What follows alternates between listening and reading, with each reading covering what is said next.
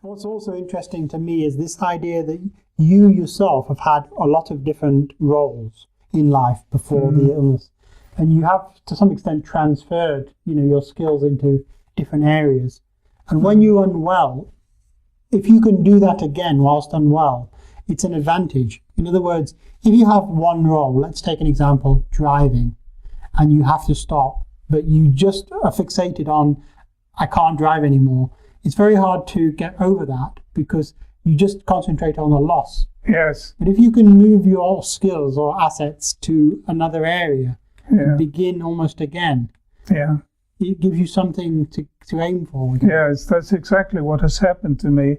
I gave up driving, not because I couldn't drive or had an accident or anything, but because I felt if I was involved in an accident, even if it wasn't my fault, I wouldn't stop blaming myself. So I felt it was just as well not to bother with it. But I'm assuming you felt vulnerable whilst driving for a little while. Yes, I did. Yes. But it's not been a big loss to me. No, you've managed to deal with it. Yeah, I found other ways of, it puts more pressure on my wife and friends. It's interesting there that you gave up driving yourself, meaning that you were somewhat in control of the loss. Yes. And that can make a difference. If you're told, that's it, you can never drive, it's harder in some ways. Massive difference. Massive difference. And of course, when one is unwell, when anyone's unwell, you're told a lot of negatives. Don't do this, stop that, come here, do that, be a patient, take this drug. It's almost invariable. People will feel at some point almost like a victim of the illness for a period of time. It's important to try not to feel like that, though. Yeah, I have to say I found a lot of encouragement from my daughter, who I mentioned before. She was a brilliant dentist, lovely girl, very fit, and 2 years ago she passed away from cancer too, breast cancer in her case. I'm sorry to hear that. And that was, it took away some of the pain that I had for myself, if you like, the self-pity, if you like. But that to me was probably the worst, well, it was the worst thing that has ever happened to me, worse than the diagnosis on myself. To have your life taken away when you're 50, and in prime life, it's very disastrous. But she was wonderful. She was at the ball at the Hope Foundation in the summer of that year. She just come back from Ecuador, where she had been with my aromatherapy friend, and she was at the ball, and we have a video of her speaking at the ball, actually, and I think that was in August, and she passed away in November.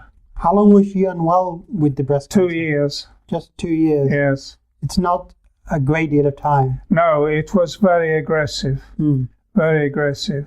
But she raised a lot of money for Hope Foundation. She got a fellowship. She raised enough money to get a fellowship there.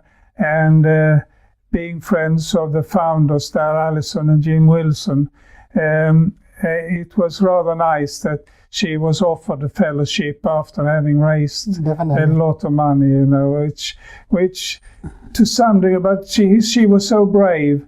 And she managed to cope with it very well. But then a year later, in fact last summer, my wife got breast cancer. And she had to have surgery and treatment. And she's she is wonderful in being able to look after me at the same time as she had to look after herself, of course. But she is a very rational person. No point in sitting and be miserable about it. Let's just do what you can do. And So even though now, for example, we don't travel anymore, go on holiday and so on, there are so many other things we can do.